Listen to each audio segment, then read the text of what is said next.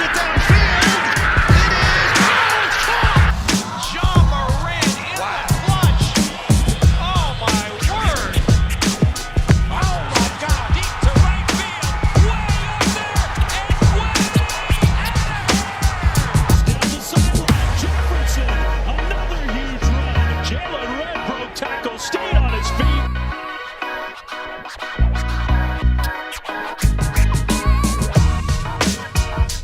Welcome back to another special episode of Blake's Take. You all seem to love the last time I did a Willamette Warrior football game / Beaver basketball game take. So we're doing another one. So unfortunately this time the Warriors took on Amity in the battle of undefeated teams, but it wasn't as close as we were expecting it to be. Amity built up a 22-point lead in the first half as the dominant Warriors defense could not contain the quick and powerful Amity offense, often losing contain on the outside and getting pushed back by large Amity running backs. Offensively, the Warriors struggled to get anything going in the first quarter, just not being able to go anywhere. Isaiah Blackburn slipped up on several plays, and the offensive line was just struggling to adjust to this insane Amity defense with 6 men in the box, 3x3 stack. However, in the second quarter, the Warriors started to get things going and got a good-looking drive going early in the second with 2 big connections between Jensen and May, with a big one by May over the top of an Amity defender and then a one on the quick out. Yet, on one of May's receptions, especially that one on the quick out, he landed awkwardly on his leg, resulting in an injury that would keep him out for the rest of the game. Very unfortunate loss for the Warriors, but more unfortunately, this wasn't the Warriors' only loss. May was injured, but then Gio Abdul-Said was also one of the starting linemen who had to sit out for the game due to an injury of his own. And then later, the Warriors lost starting quarterback Caleb Jensen to a shoulder injury in which he landed on an Amity defender helmet, and he left the game and did not return. This left freshman Caden Meir going from starting tackle. He had to fill in the place of Gio. He's not an offensive lineman. He's normally a quarterback. And then we get into that where Caleb goes down with an injury and he comes in as a quarterback in his first ever high school game. What a heck of a first high school game for Caden Meir, starting that offensive tackle, and then the man peels off his jersey and goes in at QB1. What a game for Meir.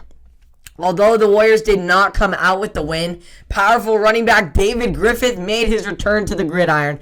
After a shoulder injury that he is often recovered from, he got cleared on Thursday to play. He rushed for 30 yards and scored the Warriors' lone touchdown in the loss.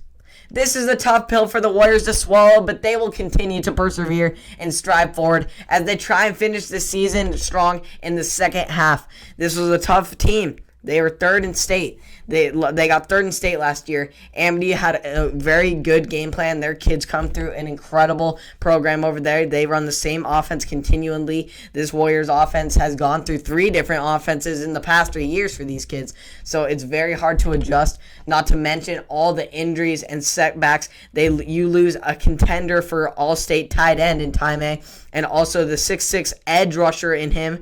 And then you also lose a starting with a very limited offensive line already. You lose Gio Abdul-Said. That is no fun. And then, not to mention, I forgot to mention that Carson Girding broke his pinky before the game, which left him only being able to play defense and the Warriors not being able to take advantage of the effective screenplay that they had against Dayton with Girding, in which he had 4 receptions for 38 yards in that Dayton game, but he wasn't able to play offense this game because it's kind of hard to catch with the pinky. And then also Alec Russell, who last game against Dayton hurt his wrist, had a cast on. The Warriors just look like a hospital, just fighting through injuries left and right. It was a big of a struggle. The Warriors team is so small already, and with injuries setting them back, it was just unfortunate. The cards were against them in this one, and they're going to try and bounce back, and hopefully they can be full health after this. They get a few days off, and they will come back to practice on Wednesday. practice through and take on the Cottage Grove JV, which is really their only team that they have on Monday. And then we'll try and get redemption and another win and try and get that bad taste of Clemens Field out of their mouth and put a good taste to ride these seniors out in their last game on Clemens Field next on April 3rd on Friday against Staten. They're trying to get another redemption against Staten after the Warriors lost on homecoming last year after a 2-touchdown lead at halftime. So hopefully the Warriors will be able to come back full health, because when they are full health, they're a scary team to watch and more importantly, a very fun team to watch. Warriors, get healthy, get better, get well soon. On to the opening round of the NCAA tournament, where the Beavs took on Tennessee in hopes of getting their first ticket to the second round of the dance in nearly 40 years. The Beavs took advantage of the Volunteers' poor shooting, 8 for 31, 19-point performance in the first half. Oh, you can spell UGLY ugly in that one. With the Beavs sharing the ball around, everyone getting a piece of the basket to take the 14-point lead at half. Oh my gosh, Tennessee, poor shooting. And Beavs were like, oh, we're on fire, so let's get it. Then in the second half, the Beavers' sharp shooting continued from beyond the arc as they had this familiar mentality of hometown hero Damian Lillard, hitting a ridiculous amount of threes from ridiculous range to maintain their 14-point lead into the end. The projected last seed in the Pac-12 Beavs take down a former top 10 team in the nation to advance to the round of the 32 to face top NBA prospect Cade Cunningham and Oklahoma State in the battle of OSU versus OSU. It's going to be a good one in the round of 32, but let's talk about the incredible performance with the Beavs. Oh my gosh, talk about Jared Lucas hitting some key shots outside, and talk about number 11. Oh, number 11 for the Beavs was getting insane shots up there. What incredible shots down him on the stretch. And what about Tennessee's poor shooting? 8 for 31, 19 first half points against they were a former top 10 team. It was definitely a tale of two seasons in different halves for the Tennessee. They started the year 8-1, number 6 in the AP Top 25 poll. Then they finished the season 8-8.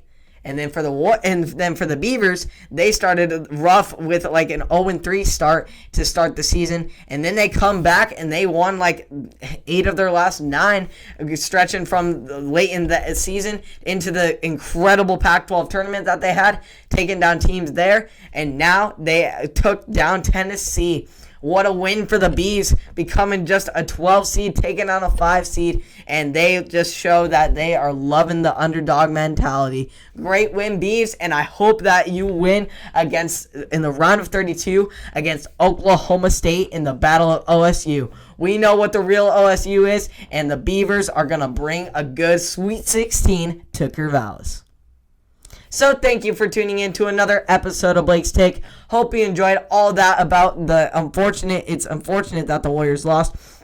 But I hope you enjoyed the news and how they can improve, and the hopes and knowing how the injuries set them back in this game, and how they can continue to improve and finish out their second half of their season strong, and know that this will be the only bump in their incredible season this year. As well as the Beavs getting an incredible victory over Tennessee with their sharp shooting, taking advantage of the ugly shooting by Tennessee. Great win there for the Beavs. So proud of them. I'm hoping they can get that sweet 16 against Oklahoma State. It's going to happen. We know those Beavs. They're going to come at it, and sure as heck, they're going to win it. So thank you for tuning in. I appreciate all the support on Apple Podcasts, Spotify, and or YouTube. Hope you all enjoyed, and I'm going to catch you all in the next one.